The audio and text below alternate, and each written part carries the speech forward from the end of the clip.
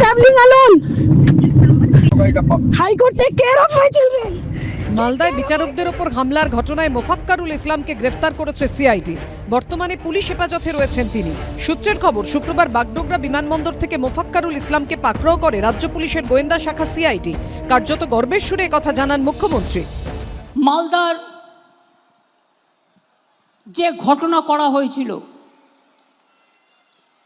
যাদের অ্যাটাক করা হয়েছিল, যে করেছে তাকে হাতে নাতে কে ধরেছে জানেন? আমাদের সিআইডি, অর্থাৎ লোকাল পুলিশ নয়।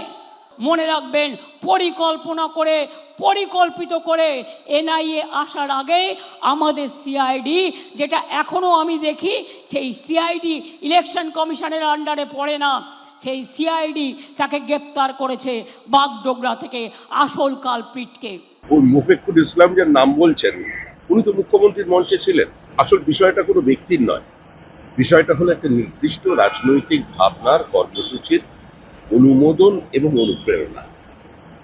আজকে মুখ্যমন্ত্রী যে পরিস্থিতি রাজ্যে তৈরি করেছেন, তার কারণেই এ রাজ্যে আজকে হুমায়ুন, মিম, এসব ইসলাম এরা আসতে সাহস পাচ্ছেন। এরাই তৃণমূল, আর তৃণমূলই এরা। এই মোফাক্কারুল ইসলাম কে?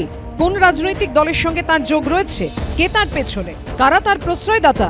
এই নিয়ে যখন রাজনৈতিক চাপানুতর চলছে, তখন মোফাক্কারুল ইসলামের গ্রেফতারির বিরুদ্ধে সরব হয়েছেন আমজনতা উন্নয়ন পার্টির চেয়ারম্যান এবং মিম প্রধান আসাদুদ্দিন ওয়েসির জোট শরিক হুমায়ুন কবির। সোশ্যাল মিডিয়ায় তিনি লিখেছেন, কলকাতা হাইকোর্টের আইনজীবী মোফাক্কারুল ইসলামকে মমতা বন্দ্যোপাধ্যায়ের পরিচালিত সিআইডি যেভাবে অন্যায় গ্রেফতার করেছে তা অত্যন্ত উদ্বেগজনক এবং নিন্দনীয়।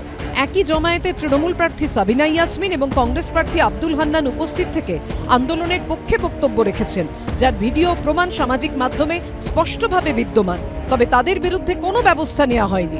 এখানেই প্রশ্ন উঠছে, কেন শুধুমাত্র মোফাক্কারুল ইসলামকে টার্গেট করা হলো? আরও উদ্বেগজনক বিষয় হলো, প্রথমে একটি নির্দিষ্ট রাজনৈতিক দলের আইটি সেল থেকে তার গ্রেফতারের দাবি ওঠে এবং পরবর্তীতে শাসক দল তৃণমূলও একই সুরে কথা বলতে শুরু করে।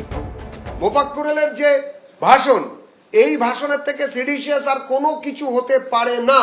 আমাদের আরো ধারণা, যাকে গ্রেপ্তার করা হয়েছে এবং যিনি ওখানে গ্রেপ্তার বরণ করেছেন বাগডোগরা থেকে, তার থেকে তিনি শুধু মুখ বা তিনি মাথার একটা অংশ। যারা উস্কানি দেয়নি তাদের একটা রকম, যাকে দেখা যাচ্ছে এ কোথায়, এসপি কোথায়, ডিএম কোথায়, অমুক কোথায়, নিয়ায়, সে ভিডিওটাতেই তো দেখা যাচ্ছে কিভাবে মানুষের আবেগকে, একে মানুষ দুঃখিত, নাম বাদ যাওয়ার চক্রান্তে পড়ছে, কিভাবে উস্কানি দেওয়া হচ্ছে। তো যারা উস্কানি দিয়েছে তারাই তো গ্রেফতার হবে, যারা উস্কানি দেয়নি তাদের বিরুদ্ধে কি ব্যবস্থা হবে?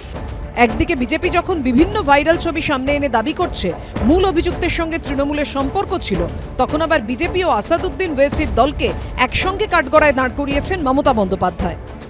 মুম্বাই থেকে বিজেপি ধার করে ওই মিমকে নিয়ে এসছে, বাগডোগরা দিয়ে পালাচ্ছিল।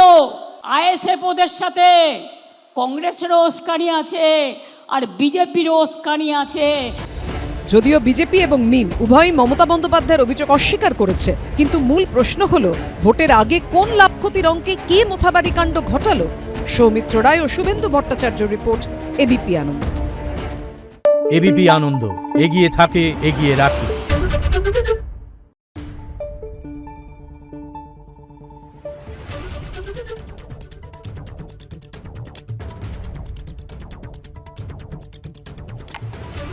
Thank you.